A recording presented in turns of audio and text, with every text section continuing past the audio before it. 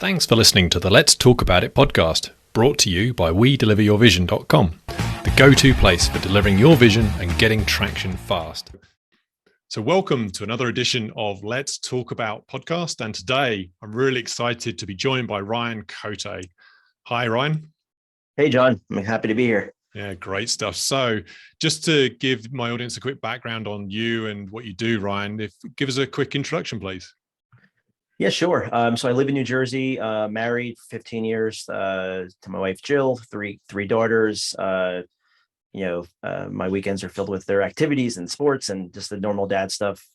Professionally, I run a marketing agency with my family called Ballantine. It's me, my two brothers, my uncle. My great uncle started a company actually in the mid 60s. So we're going on 55 plus years. Wow. Nice. Yeah. Pretty exciting. So our job is to keep it going for another 55 years. No pressure then. And then I also run a business called Morning Upgrade. It's a personal, it's really morphing into, it started out as a blog, then I added a podcast. I sell a morning routine journal type product. I have a book now. It's my passion project. It's my impact project. It's, I'm really trying to raise the awareness of personal development and morning routines because I really believe in that for life and business. And so that's my passion project, my impact project.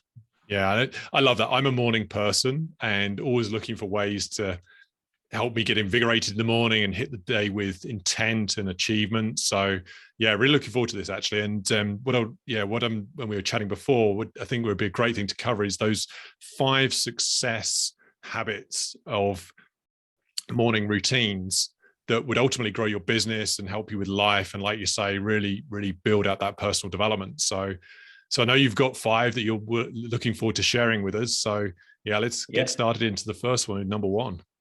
Yeah. And I really like personal development, personal growth. I feel like life and business is very intertwined. So, as you work to make yourself 1% better every day, as they say, become like the best version of yourself. At least in my experience, it does have an influence on your business too, because you show up differently.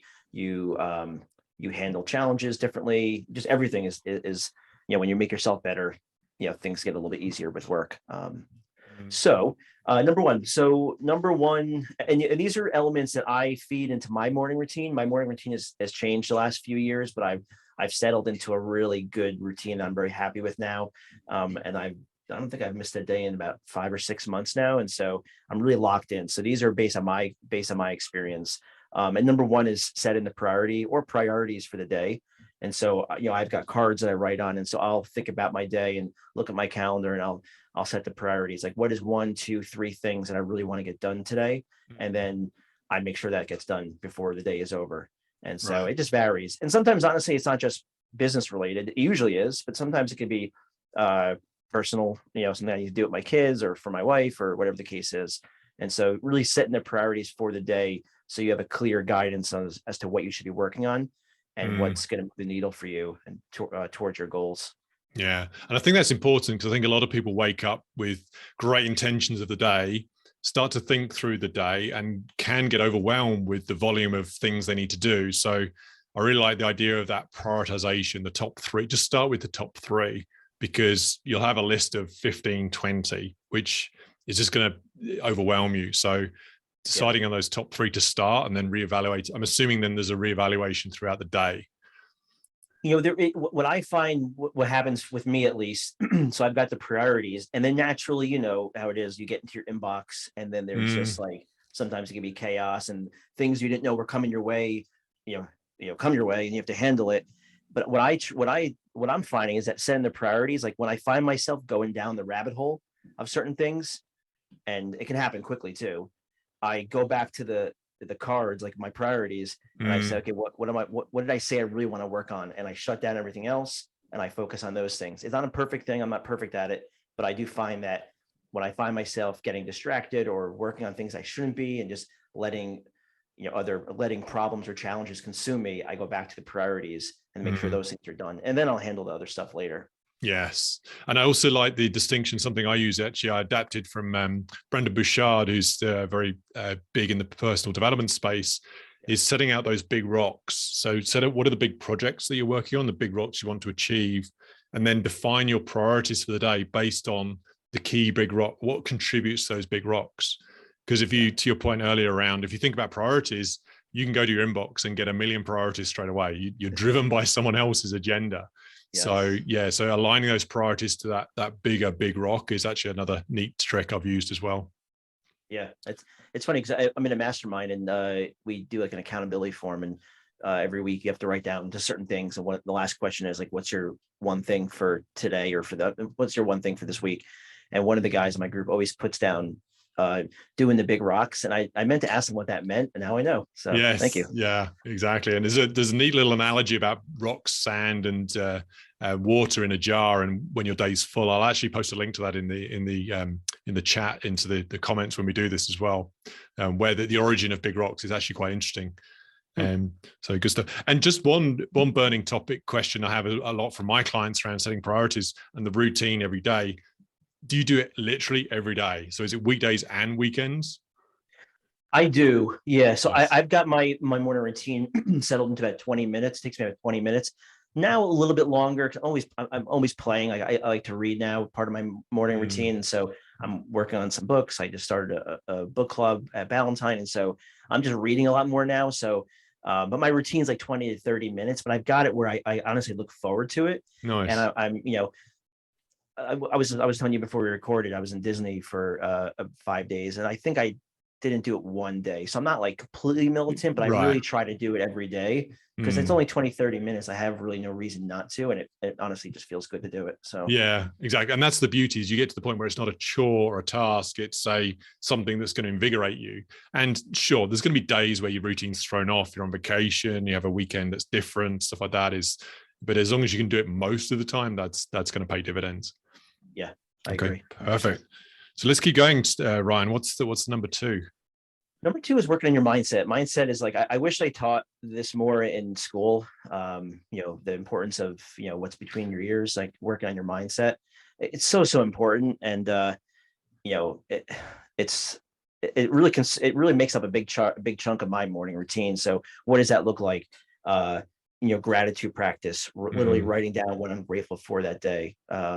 And it can be something small, it can be something large, but just really rewiring my brain to look for the positive. And it does work. I do this with my kids too. And, they used to struggle thinking of things that they're grateful for. And now they just fire it away. It's like it's like a muscle that you build. And so rewiring your brain to think for the positive.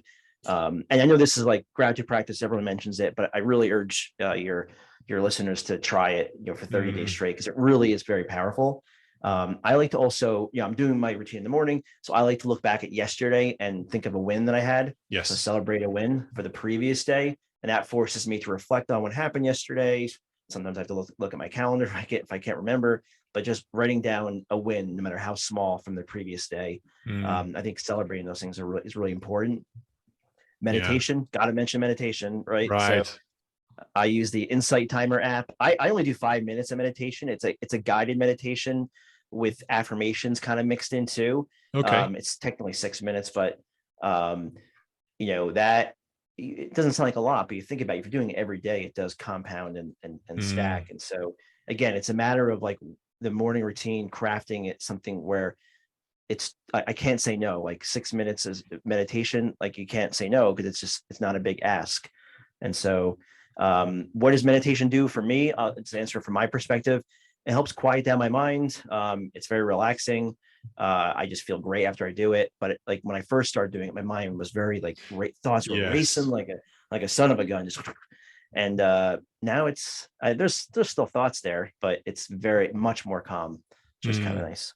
And I love the fact that you mentioned you're creating a muscle memory for how you do this as well, because it is a habit. You're literally, if you're not used to this, any habit, you're literally rewiring your brain to create those neural pathways to actually do this habit more easily. So it's like the analogy I always do is when you're driving along and you on the highway and you forget about the last few seconds of driving, you just go, just zoned out there. And it's because it's just intuitive to drive. You do it so much, your brain has just trained yourself to do it instinctively. And we get like that in our day-to-day. And like you say, if we focus on just our chatter in our head, you need to tune that chatter into that positive side, into the gratitude, the mindfulness, just being present. And like you said, the meditation, it can be 5 minutes meditation every day is always going to be better. And even if you get distracted, you just stop, bring yourself back, and carry on with the meditation. Love it. Yeah, and it also just gets easier with because you think about your phone, you want to check your phone, and it just becomes like a habit. But the meditation, it forces you just to be with yourself for 5, 10, 20, 30 minutes, whatever you do. And then it just, it's like I think of it as like training for your mind, it just forces your mind to just, hey, quiet down a little bit there. Yes, because especially in this day and age with Zoom meetings and everything else, you're just racing from meeting to meeting. You don't get a time to stop and just reset. Okay, how am I going to be effective in my next hour of work? And it's just practicing that mindfulness. Yeah. Yeah. And then, John, the last thing I do with the mindset is journaling. I just a few sentences of just what's on my mind.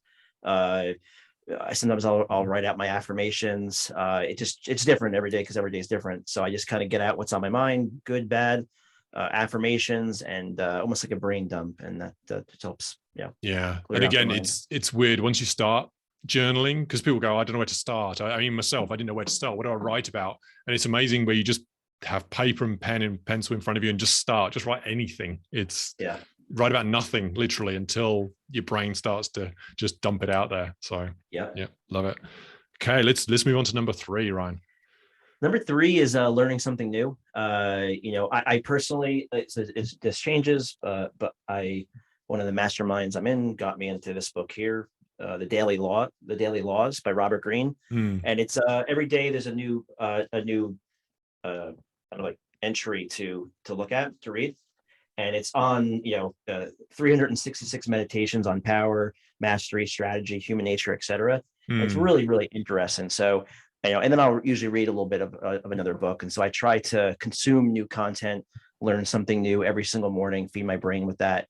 What I found actually is really interesting. I heard this on a podcast, and I never really thought of it this way, but reading like a physical printed book, it actually helps your concentration too, because like when you're reading, you can't do anything else but read unless you if you want to actually like remember what you're reading. And so it forces you to focus on one task.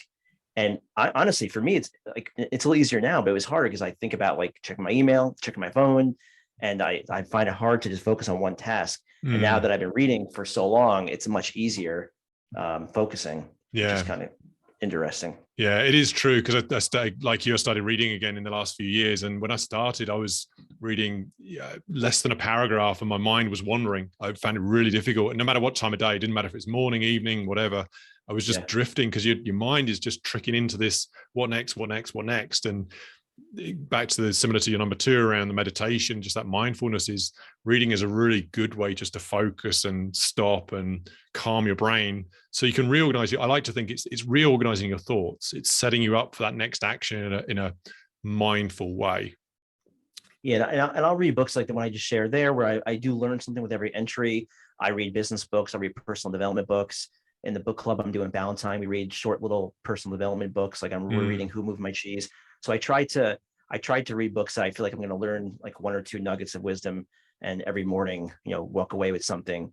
I read or I heard that Warren Buffett reads like 5 hours a day. Right. There's a man just like massively wealthy, super successful, in his 90s, I think now, and he's still reading 5 hours a day. So I feel to learn something new. So I feel like that right there says it all, Yes. Yeah, exactly. And it seems daunting, 5 hours. Well, there's no way most of us can do that quickly, but build up to it. You might find, like you say, I love that book as well by Greene there. It's because just reading one page, just start with 1 page a day. Yeah. One law. Yeah. Exactly. So, perfect. Good stuff. Okay, let's move on to number 4. Number 4, it's nothing new, but it's super powerful, and that's exercise. And so I, as part of my morning routine, again, to make it so easy, I can't say no, I only do 5 minutes of exercise in the morning. I'll exercise outside of that, go for a walk, boxing and other stuff. But my morning routine, it's 5 minutes. Now, keep in mind, it's 5 minutes usually of burpees. And so it's, it's tiring, but it is only 5 minutes. But if you read up on like, Richard Branson, for example, he mentions like exercise being his secret weapon for what he gets done. So it's just getting your body moving, getting the blood pumping, clearing out your head. And it feels honestly very good to exercise after you're done, even after only 5 minutes. A, you've accomplished something, but B, you've got your body moving and the blood flowing, and you feel better, like your mood you feel better. Yeah, I feel very fortunate because we have two dogs, a border collie and a German shepherd. So they go whenever you want to go. Doesn't matter what the temperature outside, whether it's snow, rain, wind, sun, doesn't matter. And I now, since having them over the last 10 years, got me in the habit of, as soon as I wake up, is get dressed, get out, walk the dogs. And they're working breeds, so they need a walk. It's not just a case of stroll around the block. This is actually get to a park and get them running, which gets me moving. Like you say, it's weird. I didn't really appreciate how much that movement was helping me, but then it does set yourself up for the whole day. It's not get up and check emails or check the news. It's a get moving. And then to your point earlier, you can start combining these routines. So during the walk, I'll often go back to the mindfulness or the affirmations and just almost semi-meditating as I'm walking, just to be, present and try and ignore distractions. Yeah, I'm glad you said that, because I was actually gonna say that I sometimes stack. Like I love walking, just getting sunshine, just 30 minutes, 45 minutes, 60 minutes, just being by myself, going for a walk. But then I like to listen to Audible. But it's also an interesting exercise just to leave your phone at home and go for a walk for 30 to 45 minutes with no phone, no distractions. Right. It's like you'll miss your phone for a few minutes, and then it becomes very meditative. Yeah, it's liberating. It's realizing you can live without it for 30 minutes as well. So yeah, love it. Yeah, exercise is absolutely key. If ever I'm stuck, during the day, feeling a bit stressed out or not knowing what to work on next or feeling overwhelmed, even just getting up and walking between an office or a room, or just around the house, around the office, doesn't matter. Just some sort of movement just helps you reset. So again, that's a quick advice for anyone out there. If you're ever in that moment of, oh my God, what am I doing? Or what do I need to do next? Is get up, walk, and then back, and then go back to your number one there, go back to the priorities to see what you work on next. Yeah, I like the stand-up desks too. I'm standing right now at my stand-up desk, and so I'll rotate between sitting and standing, and that alone, it makes a big difference. If I try to sit for the whole day, I just feel like a sloth, Yes. Yeah, I know it's going to be interesting actually, because some of the clients I work with have the sit stand desk, but others don't. So it's going to actually be really interesting when we start to migrate back to the office, that they'll be sat down for longer periods of time. So it's going to be an interesting habit to try and maintain.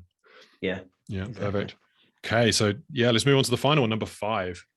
Yeah, John. So the final one is, and this is part of my morning routine. It's intentional outreach. Relationships are key in life and business, and but we're busy. You have to, at least for me, I have to make a system out of it.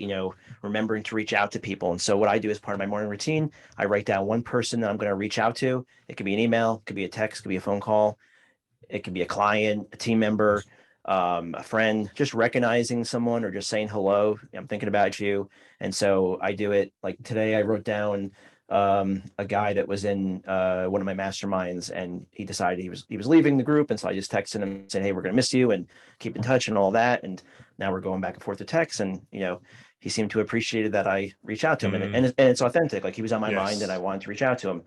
And so would I have done that without writing his name down on my card? Maybe, but this just made it where I can't forget, because it's on my card and I keep it on my desk. And so I make sure I review who I'm going to reach out to.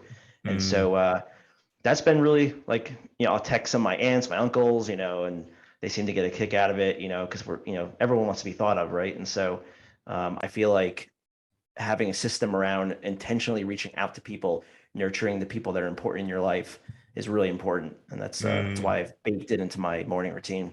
Yeah, I love the fact that you use intentional outreach, because day to day we think, emails are outreach, we're just communicating all the time, but sure, there is intent behind them, but are they really value add intentional? And I love the fact that at the beginning of the day, who do we need to actively reach out to? And credit to my wife for this one as well, is whenever I'm stressed and whenever people are stressed, what I find is you're stressed because you're probably not doing something you should be.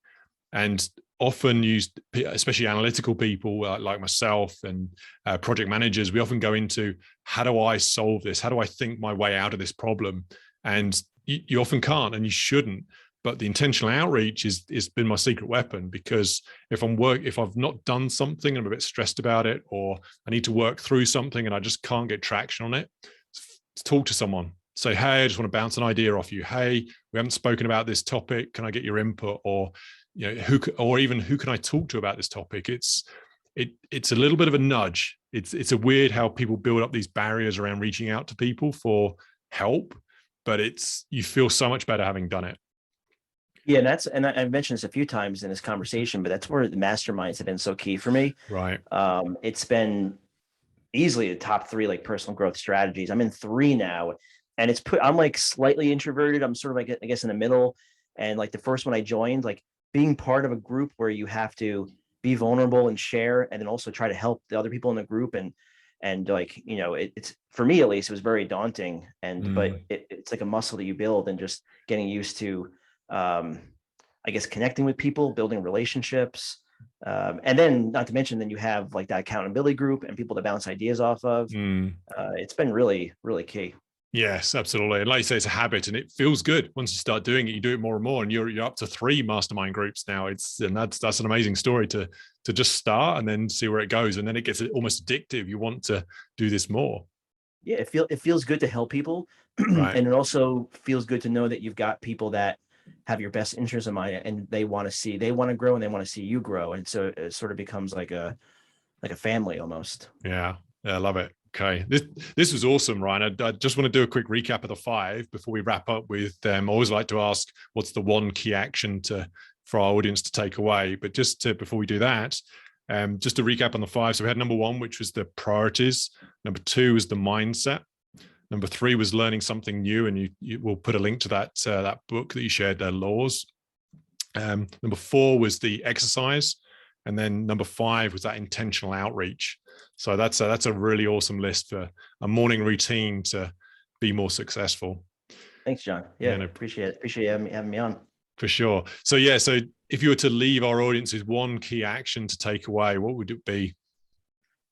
The key action, I mean, I could say start a morning routine, of course, but I really want, my goal here is to raise the awareness of personal development and personal growth. Getting it on your radar, your listeners' radar, of taking their personal growth seriously. Like the best investment you can make is in yourself. So think about like where you're at now, and what does like the version 2.0 of yourself look like, and how can you get there? I think that's an exciting journey and adventure, and it all starts with awareness. So now that you've heard these 5 things, and this is just scratching the surface on personal development, there's a lot more we could have talked about, but this is a great starting point. And now that it's on your radar, hopefully, my hope is that you'll research and look into more things that you could do to invest in yourself and get yourself to that version 2.0. And it all starts with awareness, which was hopefully what we did today. Yeah, definitely. And I too love personal development because it's the one thing you have complete control over. Anyone can do it at any pace, any level. It doesn't matter where you are in the world. There's something you can do just to move yourself forward. And it's an easy way it's sometimes a little challenging to start, but once you start, it grows, and you'll see payback very, very quickly as well. So yeah, I really love that advice, Ryan.